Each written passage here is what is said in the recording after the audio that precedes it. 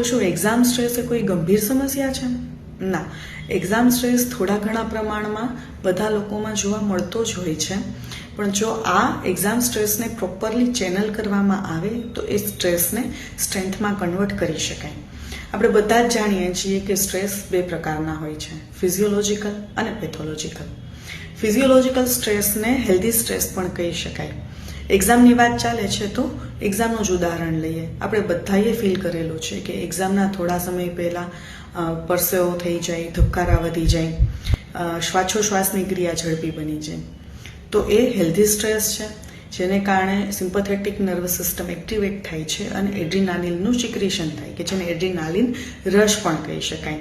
આ સમયે આપણી ફોકસ કરવાની ક્ષમતા વધે છે, આપણે બધું અલર્ટ બનીએ છીએ, આપણા ગોલ માટે આપણે મોટિવેશન ફીલ કરીએ છીએ, જે તે પરિસ્થિતિને સમજી અને તેમાં પ્રોપરલી એક્ટ આપણે સારી રીતે કરી શકીએ છીએ, તો જેનાથી એક્ઝામમાં આપણે સારું પરફોર્મ કરી શકીએ.